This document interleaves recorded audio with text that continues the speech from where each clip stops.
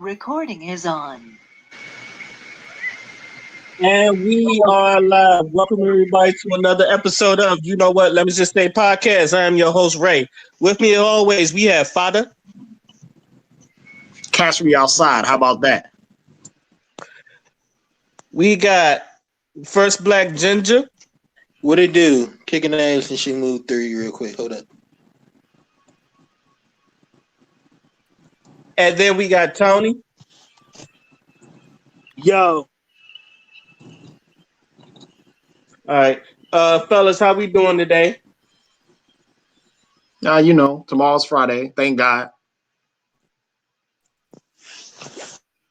All right. I mean, today I would be having a good day if the fucking Cowboys win that game, but other than that, let me not no. You suck. Hey, Ray. You suck. I'll just let you know this. What? I don't know. I've been noticing for the past decade, Cowboys had this thing of being good one season and straight dookie the next, then mediocre the next. This is not even our dookie season. I don't even think this is our dookie season. I think last year was our dookie season. Wait, we didn't we wait. We went 9-7. We went 9-7, but we think we went 9-7, 8, but we did make the playoffs, if I'm correct. We didn't go 9-7. I'll look it up. Hold up, but I'll be back. I mean, but I know we didn't make the playoffs, if I'm correct. But still, like I said, it's still. It don't matter. We didn't win the Super Bowl last year, so Yeah. anyway, all right. Let me start because I'm actually. I just found out they about to sign Tony Romo. Don't play with me like that. Don't play with me like that. I'm still a Romo fan. You know I'm still a Romo fan, but everybody's on Dak now. I'm still on Romo. I'm still waiting for Romo to replace Dak Prescott. Let me stop. Dak gonna get his money. All right, let me start. Let me start with kind of I guess been buzzing. I've actually wrote it down, so I want y'all to listen to this, see how it goes. All right. George Zimmerman, or as I like to call him, Black People's O.J. Simpson, is back in the news again. This time suing the family of Trayvon Martin for $100 million. The lawsuit cites a document about Zimmerman's case, quote, that accuses the Martin family of engineering false testimonies, end quote. The $100 million is for civil damages, defamation of characters, abuse of civil process, and conspiracy. My question to the panel is: do you think he has a chance of winning this case, and how far do you think this will be entertained? Who want to start? So I don't even think this is a real case. I think George Zimmerman is doing this off of the pure evil of his heart. I just think Satan done got to his spirit and said, let's fuck with his family one more time and let's see how this drags out. Because if it's a new case, that means more lawyer fees. That means they got to dig through the murder again. That's relived trauma again. Like, this family cannot catch a break.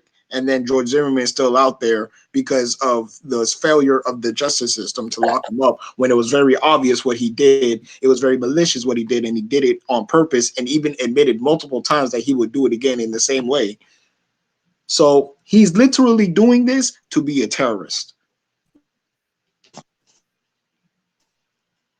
In other words, to keep his name in the headlines.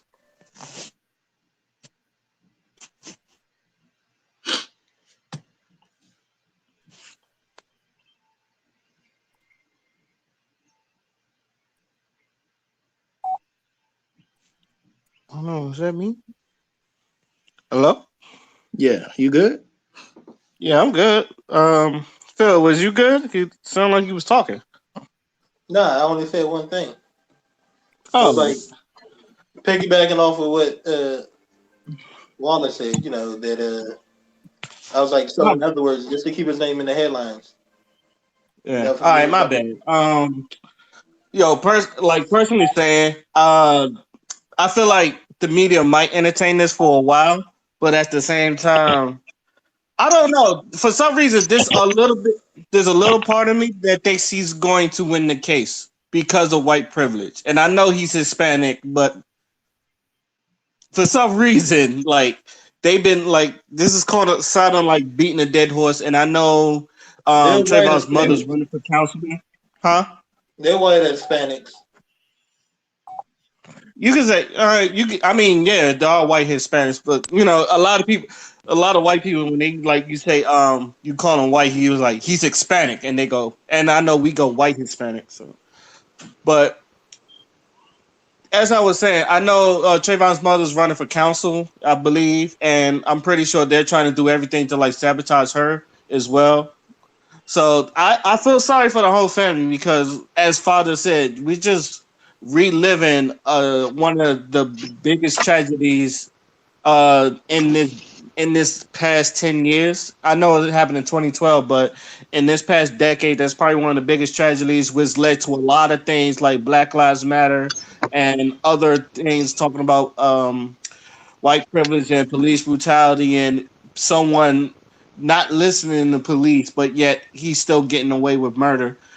And also, I want to tell everybody that's and this is just me personally because everybody's like blaming the saying these gangsters, y'all should go and find Zimmerman and kill him.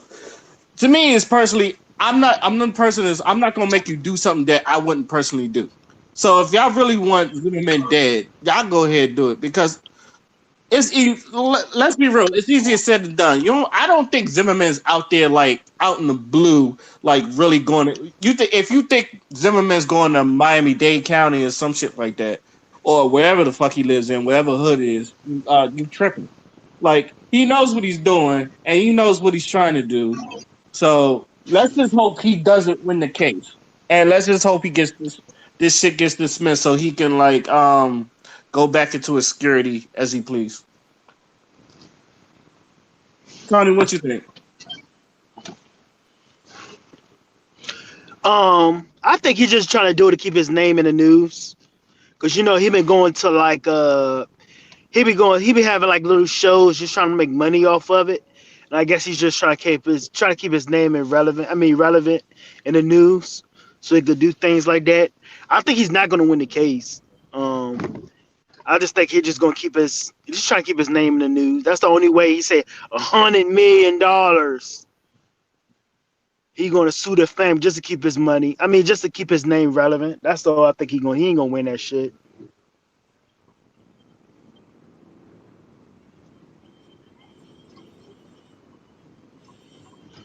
Yeah, I didn't know if any we had when I thought brought this subject. I don't know if this was gonna be a long subject or a short. But anybody got any last words to say about this before we move on to our next topic? Yeah. I hope he gets clapped one day. Pretty much. I really don't. That's like one of the only people that I actually wish death upon because he's consistently proven that this is a person that should not be given any type of compassion whatsoever. Didn't he got locked up like 3 or 4 times after the Trayvon case? Yes.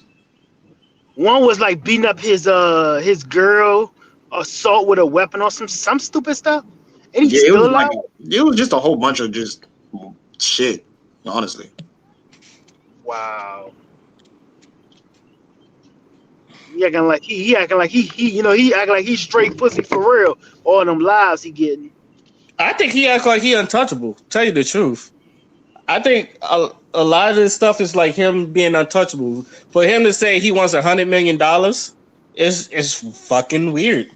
And I just feel like, and maybe this is me. The reason why I call him Black People's OJ because I feel like he's just daring Black people to do something to him. And the more he does stuff like this, we're getting mad, but we're not doing anything. It's like I'm pretty sure, like I said, if he wins this, I feel like we're just gonna get mad and he's gonna do nothing but like just take his $100 million and go wherever he is. But Wait, that's just didn't one prisoner whip his ass one time when he was locked up? yeah. Yeah, I don't know they put him in the jail. I know there was one time he like tried to rear end somebody and it was a white guy and he beat it. White guy like beat his ass. Nah, I remember there was some black dude. I think it was Joe Zimmerman. It could have been something else, but I swear I thought like his cellmate or somebody in the jail just whipped his ass, and it was a big thing about him. One of the times he got locked up. I don't. Oh, I, man. I I mean, think. you probably right. You probably. I'm pretty sure you're right, Phil. It's been a while. Go ahead, Tony. Yeah, I think that if he would have did something like that now, being that a lot of everybody be on social media, I think a lot of people probably did something a little bit more, something to it. If it was on, if somebody did something like that on social media, like how big social media is right now, I think a lot of people probably retaliated on it. But I guess since it's something that's old, and then a lot of white people don't want to touch, I guess they not doing nothing about it. Because I'm God forbid if a white person tell a black person or block them out their apartment, they'll find they name, the address, the next family union, where they work at, they shoe size and everything. That'll be on social media the next day. But no, I don't know where this nigga live at. They know. That's they They know. just don't want to say shit. All right, let me get on to the next topic. Me and Father was just talking about this earlier. It's about Bad Baby or Danielle Bregoli, or as most people call her, Catch Me Outside Girl. Um, she's in the news for cultural appropriation because like I guess she went on one of her social media platforms, showed off a new box braids, and black women didn't like that. Said she was cultural appropriation of that. With that, she put on Instagram to all the black females that are saying my hair ain't meant for box braids. Guess the fuck what?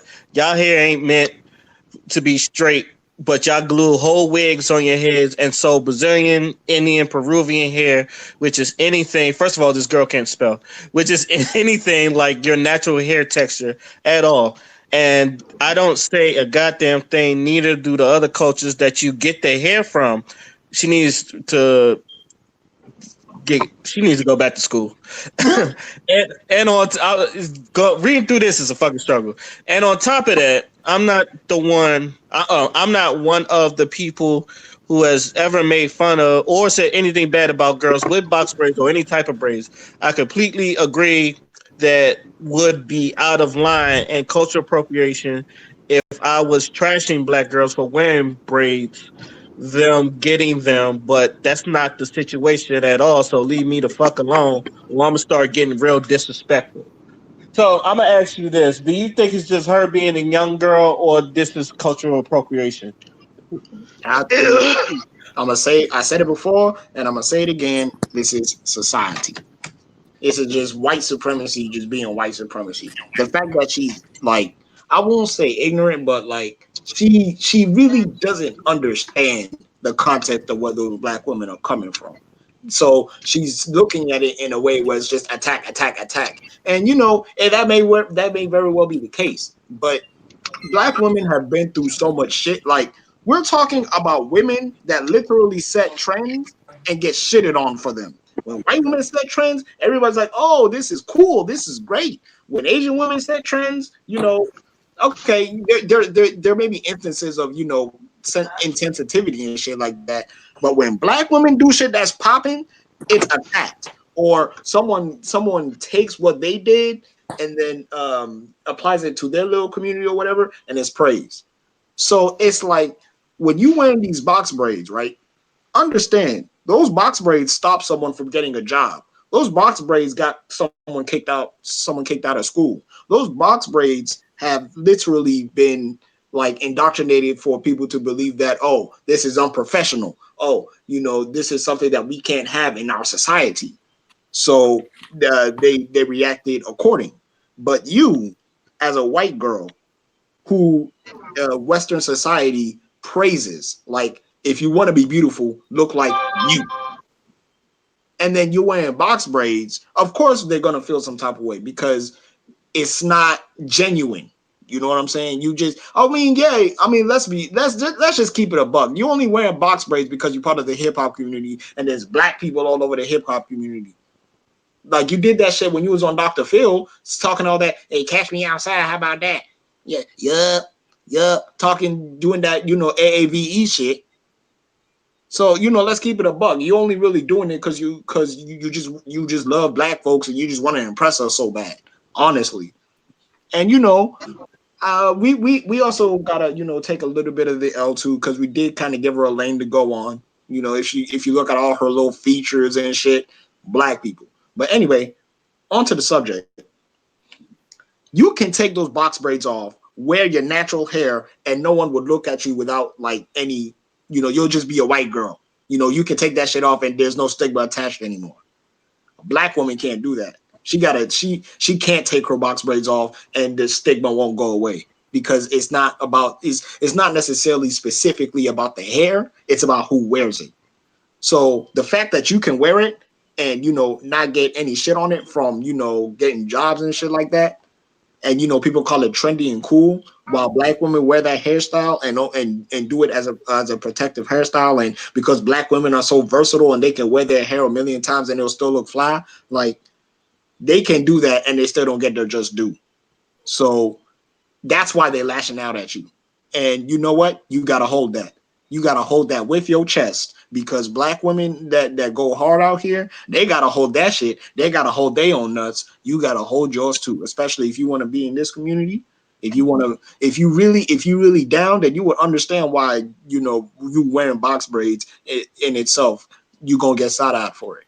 Now, with that being said, inherently there's nothing wrong with her wearing box braids inherently, because if a white woman went to Africa, for example, and like the locals over there like braided her hair, okay, fine, they braided her hair, ain't no different than like someone going to India and then they dress them up in Indian clothing, okay, fine, there's an appreciation for the culture. But because you are in America and because there is a blatant disrespect for anything black in America, the fact that you get to wear that and not get any of the smoke from all those other groups and just the power structure in general, that's the issue, and that's why they're coming for you so hard. So burn that into your soul. That's all I'm saying. Anybody else want to jump on it? Didn't I think What up, Mark? he said it. was good? Was good? Did I got a question? Didn't Bad Baby or Bad Barbie, whatever, I can't, Bad baby. disrespectful, yeah, disrespectful Danielle, whatever. Didn't she change her hairstyle to braids Yeah, now? it's box braids. That's what we was talking about. Okay, I just making sure we're on the same. Okay, yeah, okay, because uh, there was a I wouldn't say a movement, but there was a group of people outside of the U.S. from a university in like the UK or whatever, and they said that you can be black regardless of your skin complexion. You could just feel black, and not to drag the topic on, but I'm just really trying to figure out at what point in time did being black become a like like at one point in time, when did our ethnicity become a trendy like feeling? Like, how can you just wake up this morning and go, I feel black today? I think that's always Because been the case. yeah, I'm just trying to figure like when was that a thing? Because even as a black man, you can't wake up one day and say, "Dang, I just feel black." And you're just like, I mean, like, what does that mean? I think it's what it means, Mark. I think it's about the difference between the culture and actually being black. And some people think because they in our culture, they Right. think because they in the culture, that's what being black is, and it's not. And it Exactly. reminds me of that. Okay. Yeah, because we are regardless of what anybody say, a lot of the music, yeah, we are the trendsetters. A lot of the music we have wouldn't be here. There'd be no rock, no pop, no soul, no R&B. There's some people saying country started with black people. I don't got no research on that, but I don't deny it. I'm not gonna fight it until I can see it. But it's a lot of stuff that we started and they take.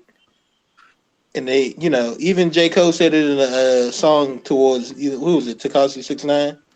He Hmm. was like, they listen. These white kids loving Lil your song Pump. because that's what they think it means to be, like mean to be black. I'm paraphrasing. I done probably messed up the bar. Okay. It's Lil Pump. Oh, Lil Pump. Okay. But yeah, he was talking to him in that little song, and he said that's what they think what being black is. And, and sometimes we falling into our own stereotypes of being black. But it's just we the trendsetters, and we always been. There's a lot of stuff that people realize the world wouldn't have if it wasn't for black people in America, our African ancestors, our Africans down, the Right. Dominicans, anybody that's considered black. There's a lot of stuff that wouldn't be here if it wasn't for the black soul and stuff. There'd be no gas masks, no stoplights. There would be no light in light bulbs Yeah, because it'd be no peanut butter either, but peanut butter, hair products, it's a lot. So that's No why damn super if people soaker. think, mm, I thought somebody No said cell something. phone. hmm There's a lot of stuff that won't be here for us. No fenders on cars, no ice cream. But you know what? They hate us. that shit just crazy. It's crazy Yeah. though. Damn, I ain't thinking about it like that. My bad, bro. You go ahead, change I the topic. mean, you even look at K-pop. What the K-pop kids dress like? Oh, come on, Like they black dress. kids. They dress Oh like. shit. Mark, tell you the truth. When you just came in, we just jumped on the topic, so it's not like we just Okay. yeah. But I do want to say this. When I first read it and listened to it and all that other stuff, first thing I said is she's 16. So I'm not going to bash her because I'm a grown ass man. I don't feel right bashing no little 15-year-old white girl, 15, 16-year-old white girl. But I do feel like this is something that you need to be educated on. And I do feel like if she just read Twitter comments, she might take it the wrong way, which she did because she also put a video out trying to defend herself. Was she was talking about the people that was coming at her, that's who she was talking about.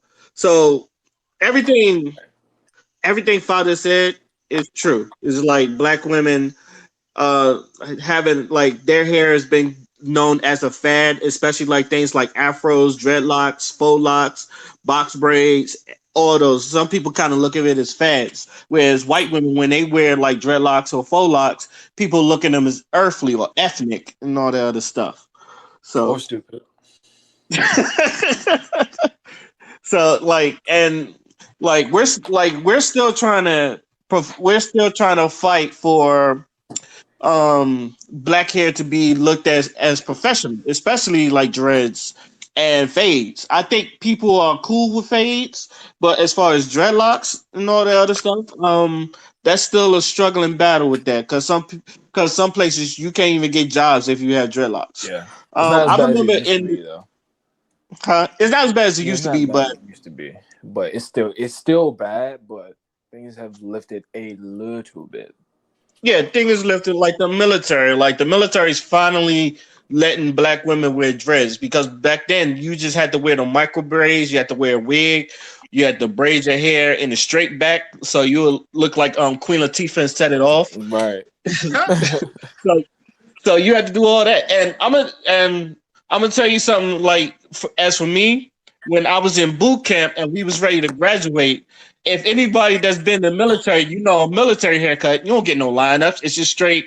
They just cut your hair and you move. So, um, my petty officer told me this story about because he was like he was literally speaking to all the black people because black people want their lineup.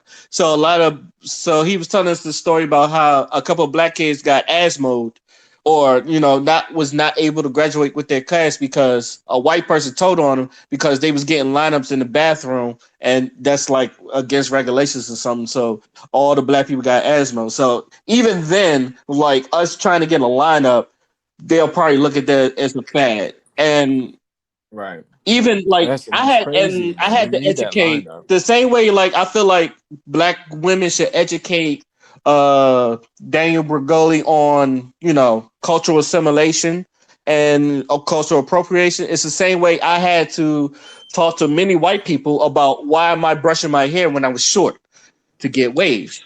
I had to. It's just about. I feel like we should educate her, not bash. But I'm not defending her either because, and this is coming from a person that doesn't like wigs. I've continuously said this. I don't like wigs. I don't like weaves.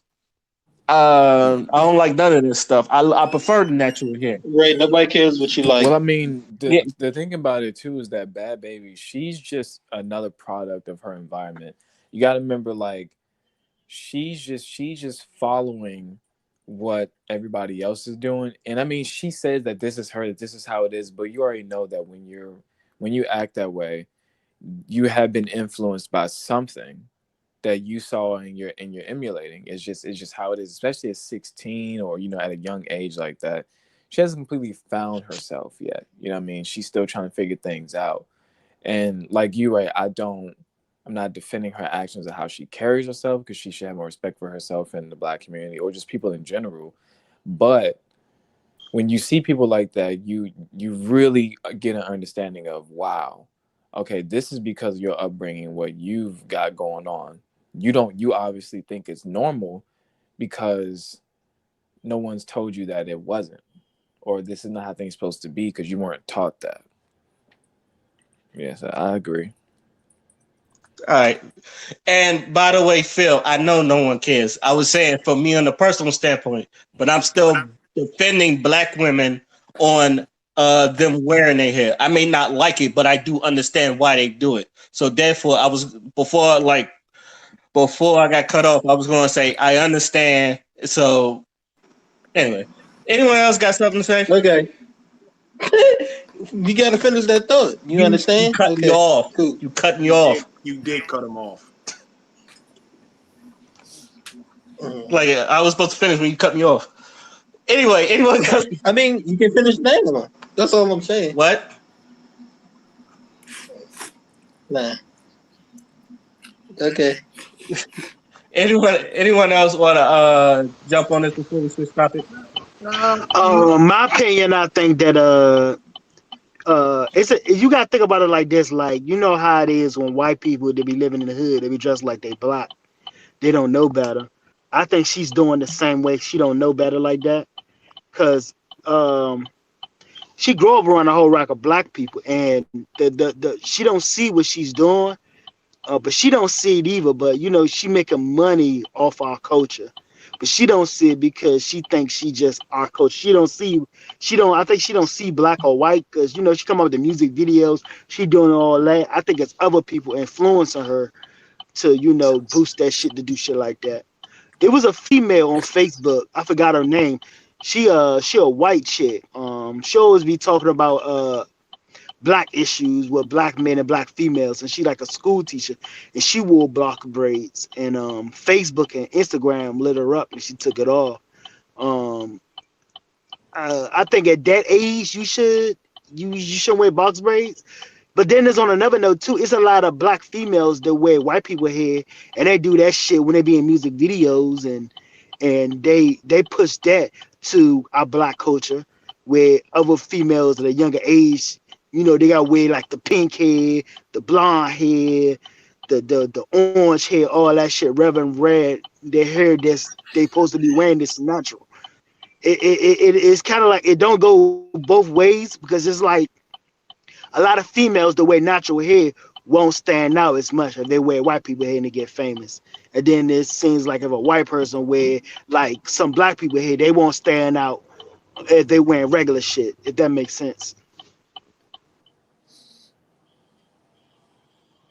Hmm. I mean, you're right. It's she's a product of her environment. Yeah, I agree too. I mean, V Nasty went through that when she was saying the N word, and like people like Glasses Malone was like she grew up in Oakland around black people. That's kind of like all she knows. She's literally a product of her environment. But I take it that's the last word, so we can move on to our next topic, gentlemen. Yeah. Okay. Um, the YouTube channel Jubilee, known for putting two opposites in a room, try to find middle ground, put out an episode, Men's Right Activists versus Feminists. In that episode, they talked about gender pay gap, toxic masculinity, and things pertaining to the subject. After watching this video, do you feel like the conversation in the video help or hurt men and women understanding each other Question better? before everybody gets into it: is this the video with the three dudes and three girls, right? The guy with the yellow coat, the incel type Yes. Yeah, dude. yes. Oh, Yes. Okay, we on the same page? Okay, yeah. All right. I'm not going first. I just want to know if that was the video. All right. So I saw Hey, this video. before you start, can you explain the video? Because I didn't see the video. All right. So basically, it's a series where they take three people of two opposing sides and put them together so they can like discuss their viewpoints and stuff. So again, in this particular episode, like Ray said, this was men's rights activists versus feminists. So the video in itself wasn't so like the way the video is formatted is like they will ask a question and they would either sit down if they believe in that or keep standing if they don't believe in that. So, they're asking questions, they're sitting down whenever they agree or not agree and stuff like that. And the video was there were some emotional moments in the video because one of the feminists was a black woman. And when the Asian guy was when she said that like women face violence or whatever, or like when she can think of accounts of how women are put in dangerous situations perpetuated by patriarchy, there was an Asian dude in there. He was like, how and why? And she got super emotional and tried to say that the Asian dude was trying to dismiss him. But we all know that he wasn't really even trying to dismiss them. He was just trying to understand. But I will say the way he said it was very like insensitive. He kind of said it like really dry. So that I feel like the way he said it set her off instead of what he said. And it was little moments like that, like you can tell like the feminists were getting like not it was like little micro aggressions that the men would say, and then the women would react accordingly. There was one dude that was like pretty cool, I guess, because like he was actually bringing up facts and statistics that even because there was a point in the video where he said that there are really no feminist groups that advocate for like men in the family court system, which heavily biases women. And he said to the feminists, name me one like feminist organization that advocates for that issue. And she's like, I didn't bring a list, bro. I can't help you there. And he's like, well, because they don't exist. And then stuff like that. So, and all in all, the video I feel like was just it was just a bad video. And it wasn't in the bad video of the way that it was structured or like the people themselves that made the video. And the feminists were fine. It was just who they got for the male representatives. They put an incel in there. And not only just any incel, and undesirable at that. Because you could tell this dude was just he had issues. I believe at one point in the video, he was like, well, women, women being in the patriarchy isn't really that bad. And I'm like, bruh, now you just trying to trigger them at that point because that's their whole stance. That like let's keep it a buck. That they don't even really hate men. They just hate the shit that men do that harms them. Like, so let's not be dense. It's just that within the feminist movement, there's so many loud dumbasses in the feminist movement that they all make them look bad. Just like how in male society, there's a lot of dumbasses that we got running around that make us look bad. So then when hashtags like men are trash and men are this and men are that start coming out, you're going to have niggas that's going to do the whole, well, not all men do that. And then the conversations always go nowhere because they rather spend more time dealing with those motherfuckers than dealing with the dudes that actually genuinely want to help. So I just felt like it was all the social media arguments just rolled into one video. And it was just like, I had to pause the video because of how much I was cringing at some of the responses that some of these men were making. And, I even felt like if they just put me in there just to replace all three of them, I'd probably do a better job than all three of them. Like that's how bad the male representation was. And the only dude I'm gonna like give some sort of respite to is what's his name, Ray? The European dude. Oh, Cursed. the teacher, that guy. Yeah, him. He's the only one I give a little bit of respect to because he was actually on point. He was giving out the facts. He was giving out statistics and stuff like that. But I think the Asian guy was just not well versed in the information enough to be there. He was mostly confused. You could tell he was like kind of new at it. Because Yeah, he what was he say? very He said he was like neutral. 24 years old or some shit. Yeah, like they all were around our age, or if not younger. But the thing was that I respect him for coming in to get insight, but when it came to him contributing to the actual topic at hand for the debate and him to explain himself, he couldn't really do it. He was just kind of saying stuff very plain and dryly that made, the women go, "Okay, what?" And he couldn't really explain Yeah. because he don't know. I think And the and other that's guy that another was thing just too. there, That's actually yeah, very important that you brought up, Mark, because I have been saying this for the longest. One of the main reasons why women be on our asses as men is because a lot of us don't know when to shut the fuck up. And there was a lot of that very in this true. video too. Like, no, Yeah, no, you're I'm so right. serious. There was some moments in that video. It was like, nigga, if you don't shut the hell up and just let her talk, because Yeah, like, no, number one, you sound like a dumbass, especially that incel. He's the one I got major beef with. Like, he was just saying the dumbest shit. yeah, he threw Yeah. me off when he started making a comparison, talking about he made an underhanded comparison that he didn't think nobody was going to catch, where he pretty much compared women and children, and that like Yeah. like they both need the same type of attention and the same type of respect and the same type of protection. And the girl was just like, "Wait, hold up, are you comparing women and children in the same boat?" And he was kind of like, "Yeah," What? and she was just like, "No, I no, think this is the exact opposite of what we're talking about." The that fact that he kept comment laughing was just really, that comment was disturbing. He made the other comment that got me was, "I never." He goes, "I never be women's with a, I never be friends with a woman." And my mind's like, yeah, that's probably why yeah. you can't get laid now, That's what I'm saying. You cause talking about you, you celibate by choice. We all know you ain't celibate by choice. You ain't celibate by choice, my You just nigga. trying to make that sound cool. You just got exactly what you deserve. Nothing. You deserve to You be tried free. to shoot your shot, and because you were undesirable, she really let you know that you was undesirable. And ever since then, you wanted to be an incel. Let's keep it a buck. mm, Oh yeah. And I knew, and it was funny because even before he said he was an incel, I instantly knew he was an undesirable because he had a little spirit in him. He just had a spirit in him that just oozed, like, even from beyond the video. I felt that shit. I'm like, ooh, he's It was like as soon as I saw him, I don't know his energy. Like yeah, yeah. And the I You could black can't woman tell. describe it. immediately caught it Yeah, too. from the way his body language was moving before they even asked him a question, he started laughing. I'm like, this dude is here to just say stuff to get under people's skin. He's not here to learn or get informed. He's Yeah, just here to talk. yeah. Just fuck that He was dude. blowing me. Mm-hmm.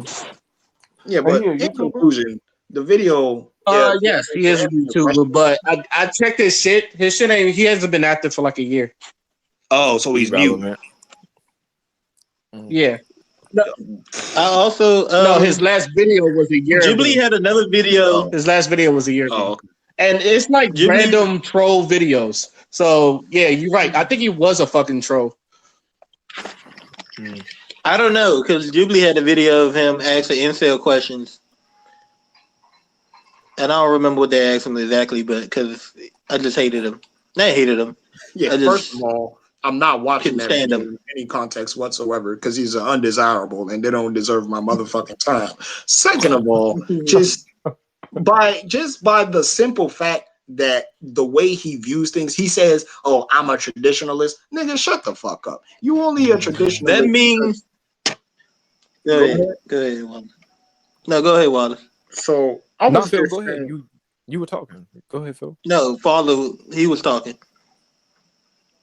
Oh, my bad. what was I even saying? You were saying he mentioned something about being traditionalist. You Oh, was like, he's not even a traditionalist. so he says he's a traditionalist, which I know is bullshit because he's only a traditionalist in the sense that he benefits from a power structure from being white. Mm-hmm. Let's just keep it a buck. Like that's the real reason. That's why the black woman was side eyeing him so much in the motherfucking video. If you notice, that black Oh woman yeah, was Which yeah. one, the dark skin she one or the really light never skin one, took or his eye both? off. Huh? I said, which one, the dark skin one or the light skin No, one? the black one. Oh, okay. It was two of them, but Nah, okay. ain't no two. That's No, a woman of it was the that's dark that skin woman one of because color she was giving him ambiguity that shit. I'm talking about the that black Sister one. Soldier look every time he said something.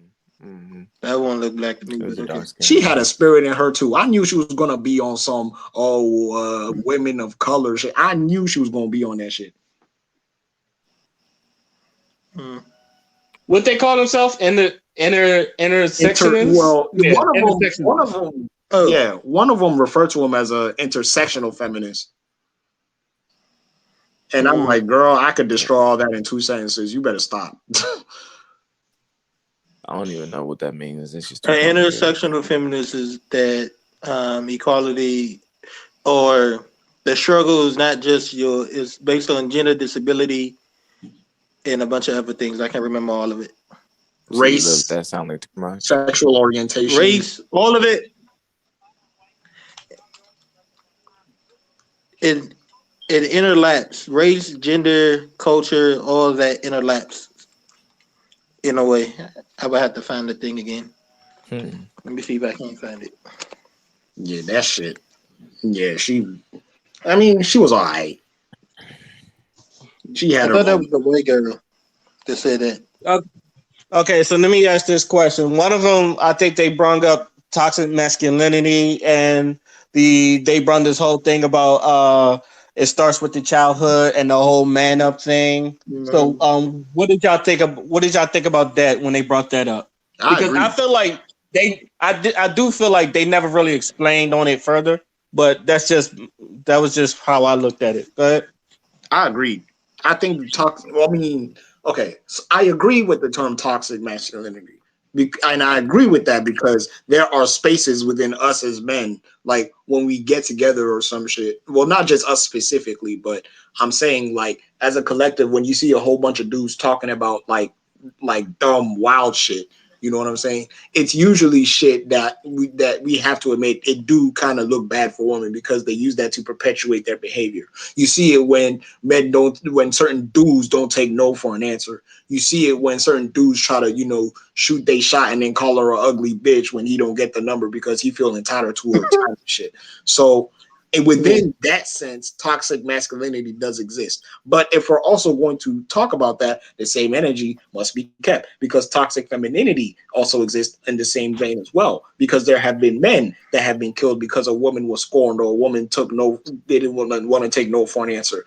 Example: Jodi Arias killed dude because he wanted to move on from her.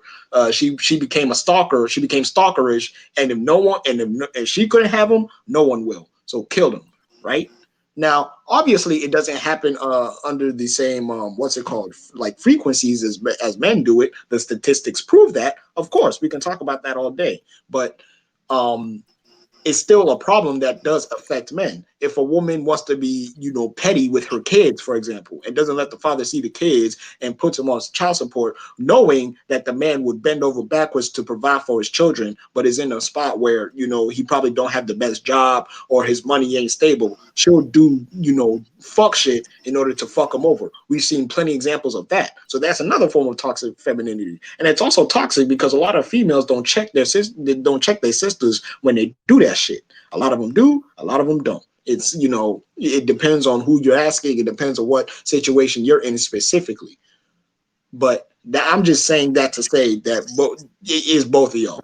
It's both of y'all. If there's toxic masculinity, then there's toxic femininity. And don't give me that whole, well, the power structure favors men. It doesn't favor all. It doesn't favor all men. We had this discussion last week. Patriarchy does not directly benefit black men. Now, when it comes to misogyny and all that other stuff, okay, sure. There are some little ways that it may benefit black men, but not as a whole. So that argument has already been debunked.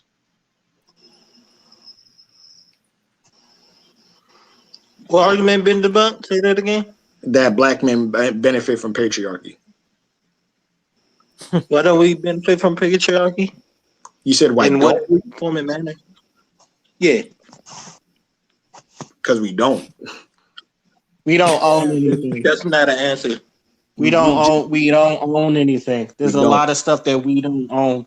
There's a lot of laws that still like hurts black men more than it really helps black men. There's a lot of as far as like what's going on in like the job society or in like the work society, there are more jobs pertaining to women than there are to men. I don't know the last time you've seen a male Hooters waitress, so that could be one thing. There Can and a teachers, man be a Hooters waitress? I've never seen one.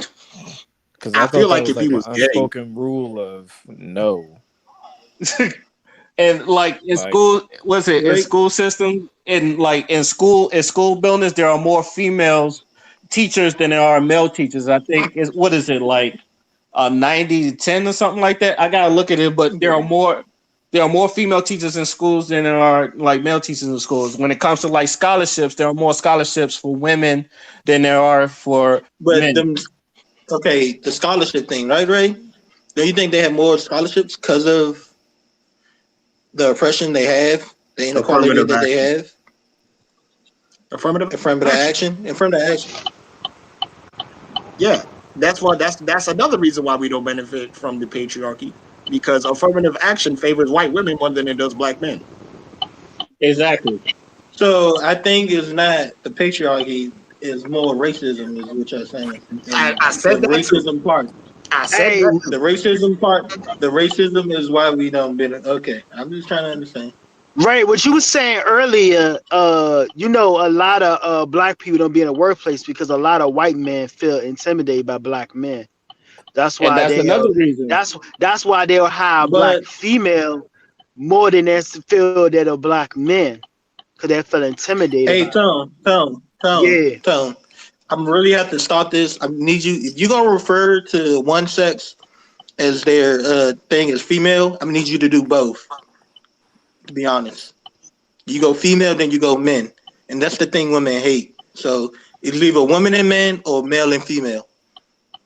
You've been doing this for every podcast, and I let it slide, but it's really annoying. I'm gonna be honest.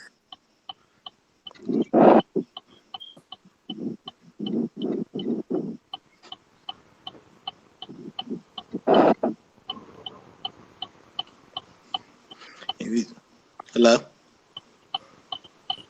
wait, what happened? Hmm. Ain't nobody talking. Okay. All right. Wait, what just happened? I was not paying attention. Are we Damn. switching subjects or? Tony, you got anything more to say, or you just like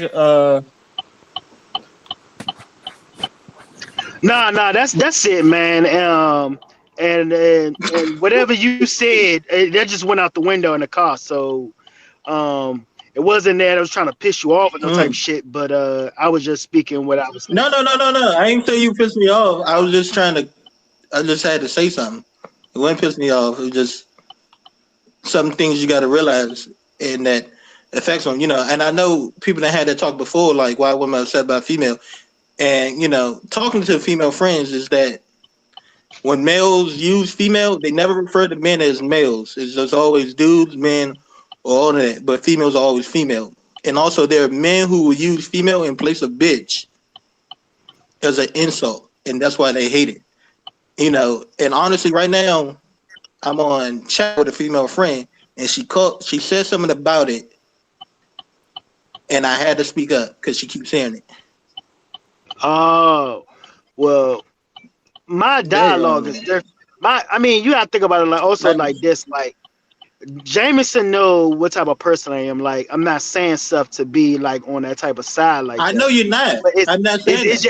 it's just It's my not nobody. it's just my dialogue and how you responded back. That's why I kind of paused, like how you said it. It's kind of like okay, you was like you. I've been saying it every podcast, and it You was have. getting to you. It was like okay, I'm done. Because at first I didn't say nothing just because the fact that I know that you didn't mean nothing in that way.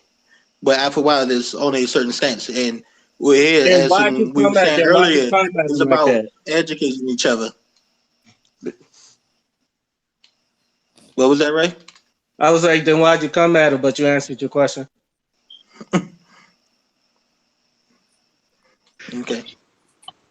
I get what you're saying. You said educated, but it's just how you said it was not educated. My bad. Maybe I shouldn't have interrupted you like that. That's true. But Yeah. It's good, but what I was saying is like a lot in the workplace, females and males, uh, that's better. Yes. Hey, I'm chilling right now, man.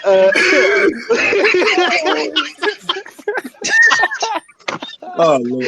I'm just trying to. Hey, but y'all get what I'm saying though. Yeah, we do. Y'all No, I and got crazy you. It was and just, it was and just funny. Like I feel and the like when you crazy. said that, Tony, you just raised your hand, kind of like, "We good? Can I keep walking?" Like it's like, hey, hey, hey, because I know y'all doing a podcast. Y'all been doing a podcast for a while, so my speech is speaking out on correct. The words is not as good, but if it's something different, just let me know on the side, or just let me know.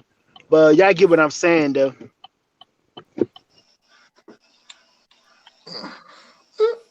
Uh, where were we? 'Cause I I don't feel even like know.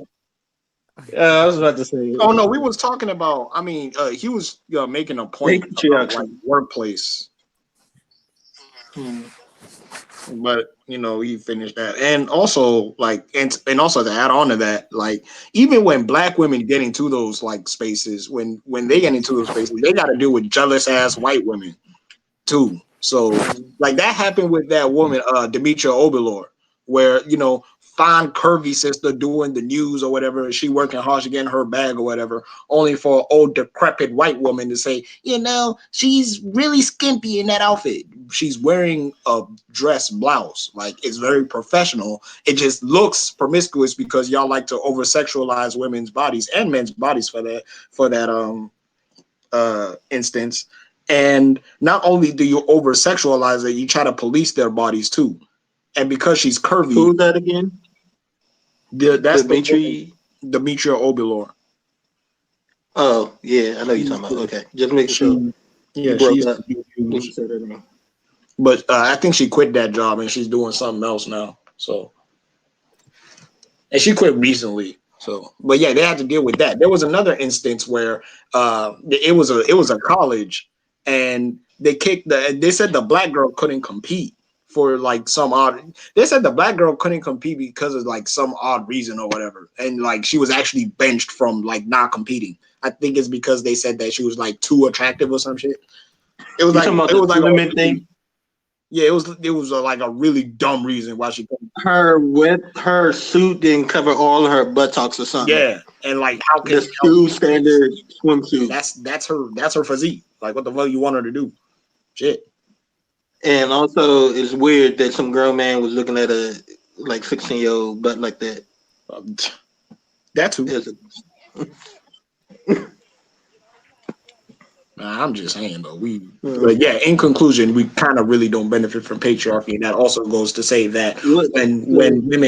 when those feminists were talking about patriarchy, I couldn't even like relate. The misogyny part, yeah, okay, fine, that's true. So, mm.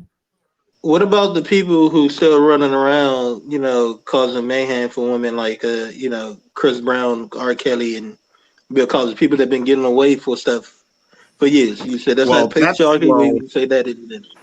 Well, first off, that's the fault of the society, which is patriarchal. But that doesn't really necessarily like, yeah, they're black men, yeah, but do they speak for us as a collective? No, but I'm just saying. I mean, if one black man, so something is either true or false, and if there's one reason of it existing, then it's false. It's not true. Then it's not true that black men. It's false that. Hold on, how I'm trying this. Then it's not true that black men don't benefit from the patriarchy because something is either true or false. Yeah, that's why. There's no No, in that's between. why. That's why I okay, said okay, okay, all right. You said Chris Brown, R. Kelly, and Bill Cosby, right? Yes, That has nothing to because do we're with doing this thing since patriarchy. the '80s. That has nothing to do with patriarchy. That has to do with money and power. That's not really no much of patriarchy. They can do it because they can, but that's not because of a male patriarchy that can do it. Because them women also had the chance to say no.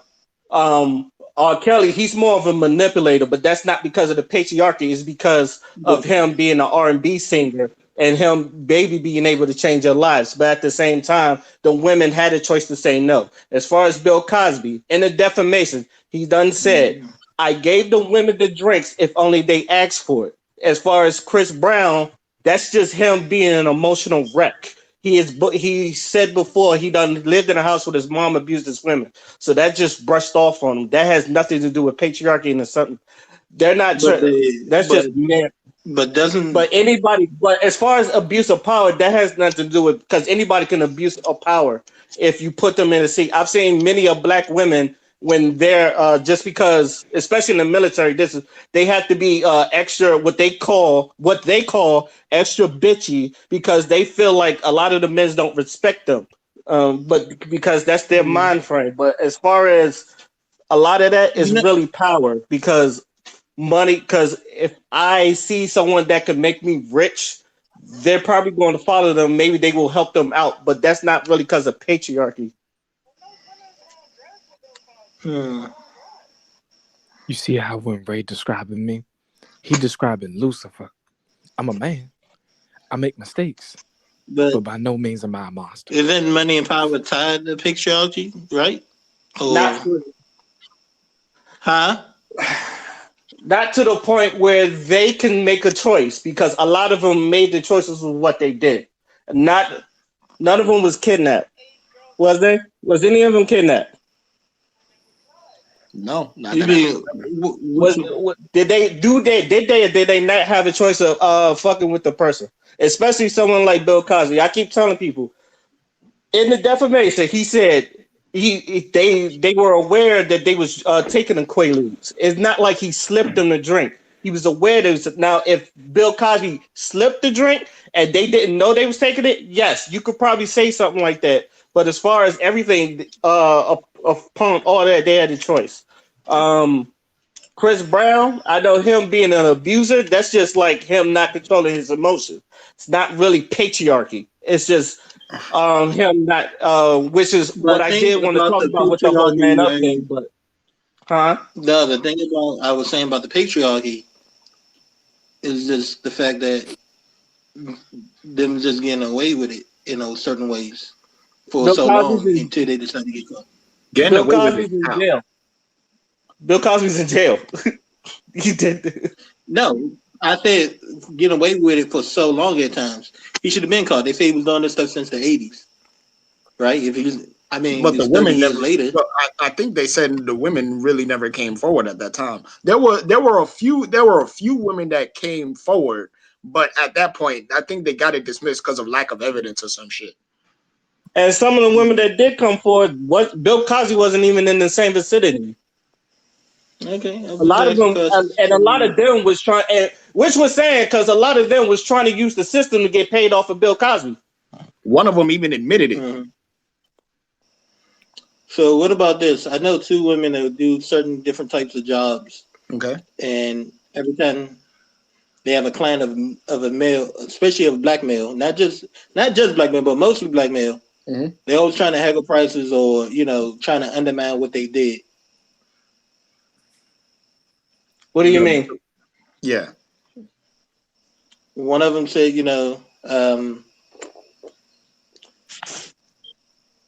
when they say when it comes to, they both say when it comes to black men hmm as clients, it's the hardest thing to work with because these black men either under their work or try not to fully pay them for the work they did. Okay. So that's valid, Okay, right? say that again. He's saying that whenever there's the blackmail clients would, they would either undermine them or what was the other one? You said undermine and something else. Underpaid or not paid Underpay. at all. Yeah. So I That's guess, just black people trying to get a hookup. and I guess with that, I mean, I guess you can see. I guess I can see how you can equate that with You break patriarchy even. in a way, but but but the question we have to It ask will be is, do we as black men in any way have any control over black women economically, politically, or socially? Socially, maybe a little bit. I'll give socially a little bit because there's misogyny and there's stuff like that. But politically and economically, we don't have power over black women over that. We cannot collectively tell black women you can't go to school. We cannot economically castrate black women. They make more than us anyway.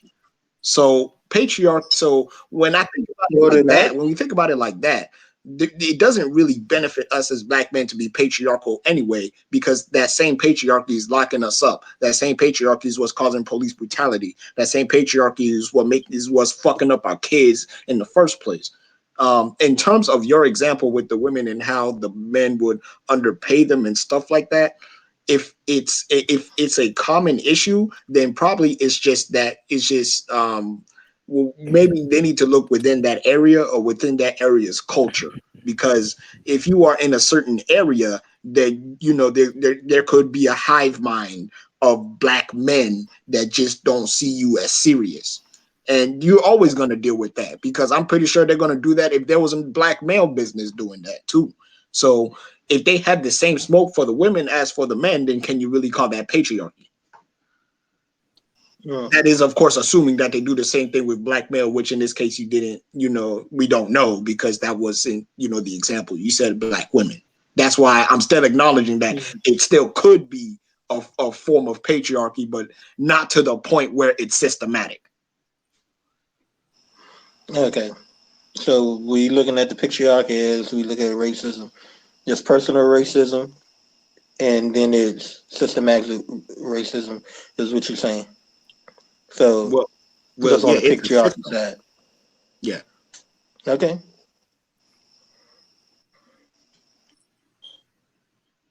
We got another subject, Ray? Man, all right. I know. Which I'm just trying to. I was just asking a question. My bad, Ray. I ain't mean to take over the podcast like that. no, you good.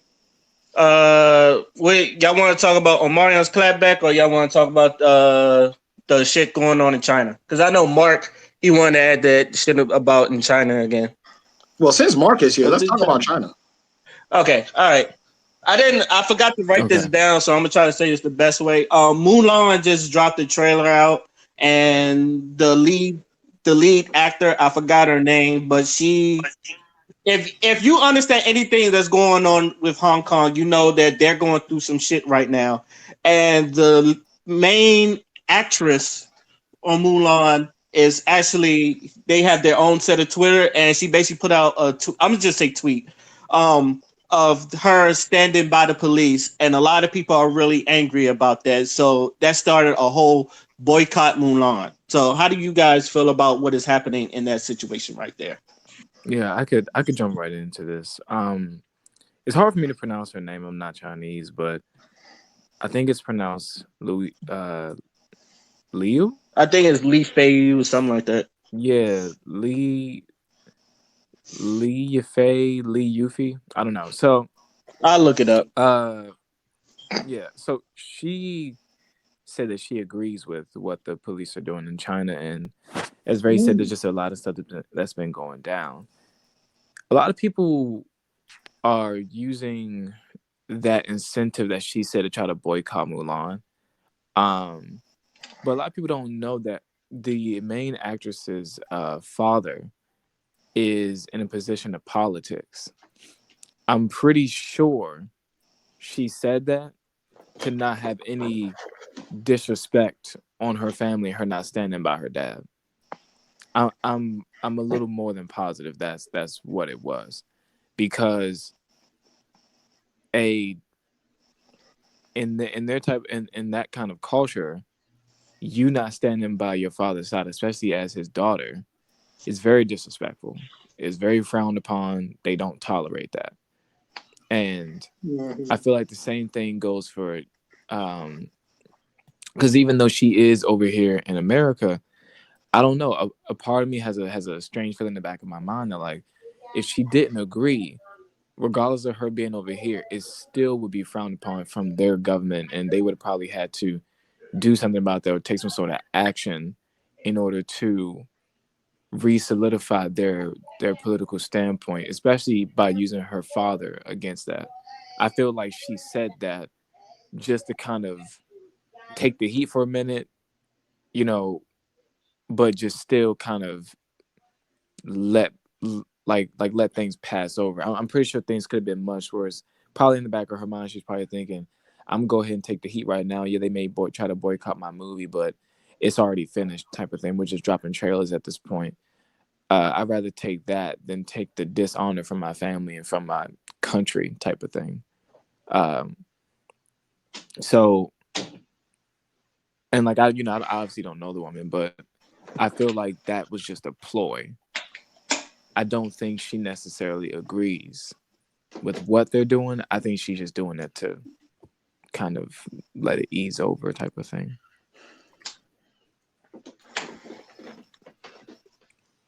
That's actually very interesting. I think it. Yeah, because the same thing is going on. Like y'all already know, I follow K-pop. So Yeah. one of the rappers from this group called FX was one of my absolute favorites.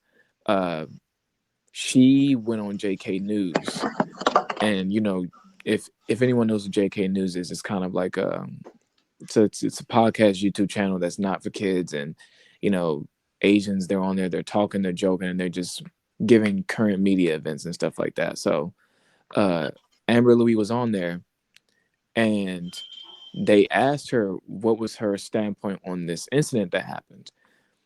Pretty much, uh, there's a guy eating a sandwich, and it was disrespectful and against the law in China for this guy to be eating food on the subway. The cop warned him, "Yo, don't do that. Stop eating that sandwich. I'm gonna give you a warning." The dude said, "Hey, I hear you. I hear you," and took another bite of his sandwich. So he was arrested. Now, you can look this up right to make sure, but from what I think that dude over there was black. I think, I think he was black. yeah, I think he was a black guy.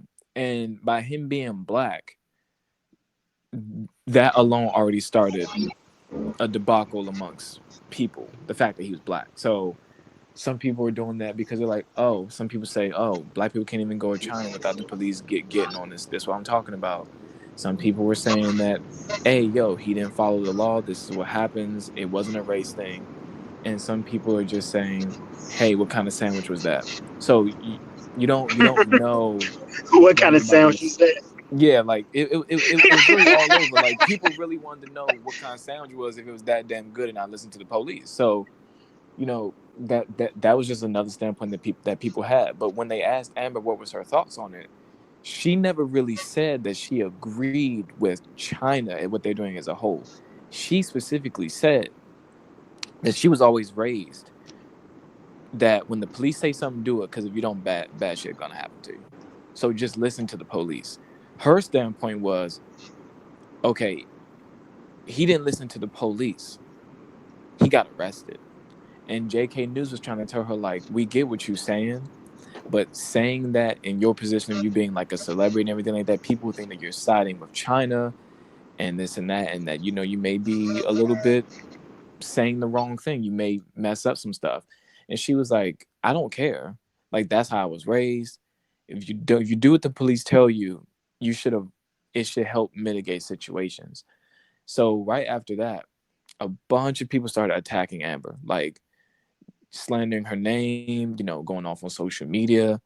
And, they really tried to play with her character. But I'm like, what she's saying isn't wrong. She just said in a household where she grew up in, because a lot of people don't even realize that, yeah, Amber's a K-pop star, but I mean, Shawty grew up in LA.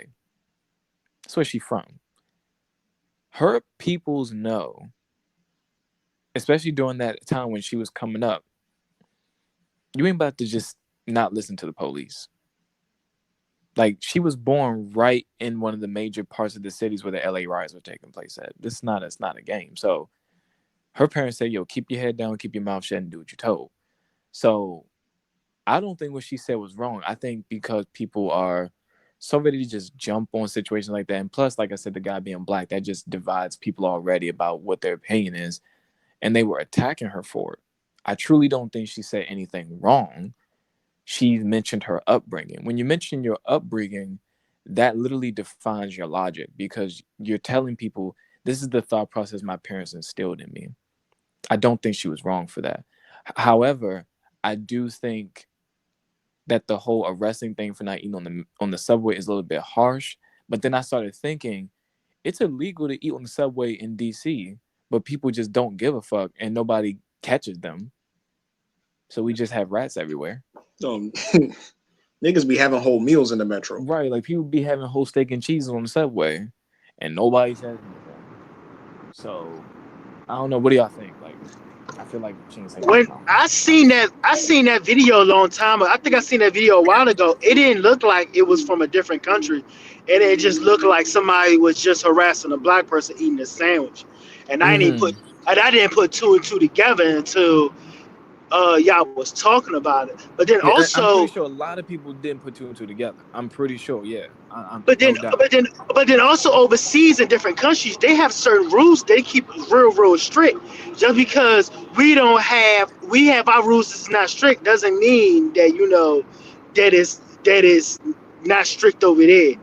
You know what I'm saying? Because you have you can't be drunk in the public in Dubai and they will lock you up like real fast about that. You can't show no affection to a female.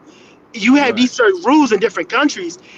You at least if you go to a different country, you at least gotta know the rules of what you can and what you can't do. You're not in America where, like you said earlier, like we lazy with our rules. You got people jumping trains, jumping on buses, not paying a fee or the fine. You do that stuff there, you'll get locked up, and there's nothing really you can do about it. But that video spread, and it just looked like they were just picking on a black person eating a sandwich. Exactly. Yeah. Mm. Exactly. And that's all what people are looking at it. They see a cop, a black guy, and a sandwich. They're like, oh, clearly the cop is bothering the black guy.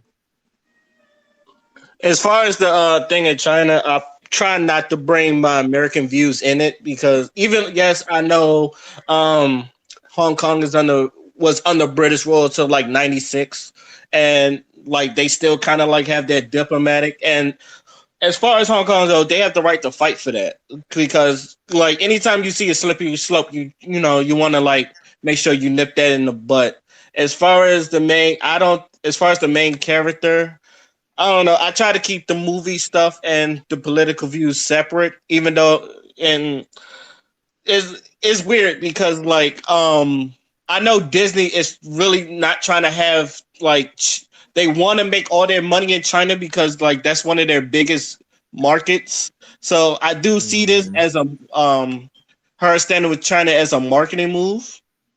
But like Mark brought up is has a political her father has a political power, so I pretty sure she's trying not to dishonor her father, which I believe, like most kids, they're not trying to. If they really love their parents, if they really love their parents, they try not to like go against their fathers and all that other stuff. And I know, especially it's like that in the Asian community. I'm assuming, obviously. Mm. I know another person I was trying to hear from is like Jackie Chan, and I think a lot of people would.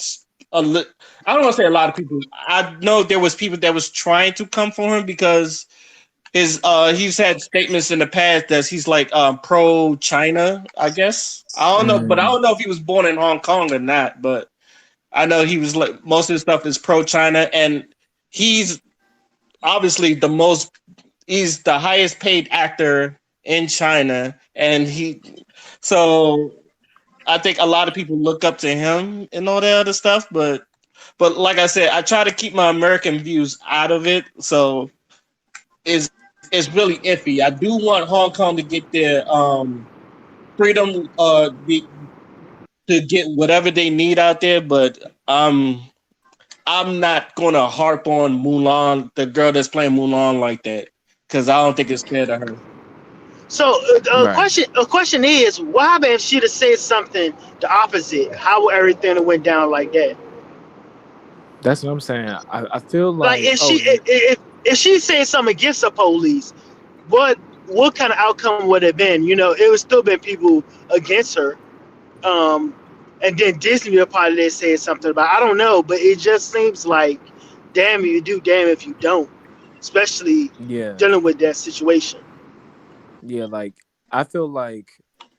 Oh, and to answer your question, Ray, Jackie Chan, he was born in Hong Kong, or like British type of Hong Kong, from what I remember, like Victoria Peaks or something. So, uh, what I feel like what could have happened from the American standpoint, I'm pretty sure she would have had more of a positive reaction from her refusing to agree with China on social media.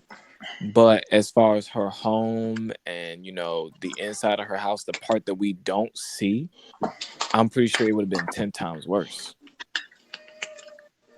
because you know her being over here as a Chinese actress in the American land, she still know where her roots are, and you disrespecting your roots for the other country, they're gonna look at you as a you're a traitor type of thing. They're very serious about that.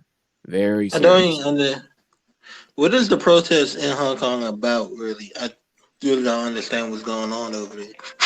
It's pretty much the strict rules in society that deal with with police brutality, and how Hong Kong police use brutality to justify the means, kind of thing, where it's like, oh, we can beat the hell out of you and kick your ass, but that's because you didn't follow this very simple rule type of thing. So, Hmm. people are just like, well, you can't beat somebody nearly to death for something so small, but it's like, that's the law. So it's a very tricky situation because you're saying that but by saying you don't agree with China and their police and how they do things, you're saying that you don't agree with how China has structured their land and their society, which disrespects their entire, you know, government government seating as a whole. So it's like, as Tony said, you damned if you say something, you damned if you don't. Especially if you're from there over here. Because everyone knows what you think. And that's why, especially with Disney, they try not to get their actors and actresses involved in politics. They try to keep them away from that, but she was just she had no choice but to answer at some points. And like, if you look at how Disney's been making a move, Disney has actually been going back, and they've been putting labels on their movies that dealt with certain issues and views from back then, saying that, hey, this is not how Disney views stuff now.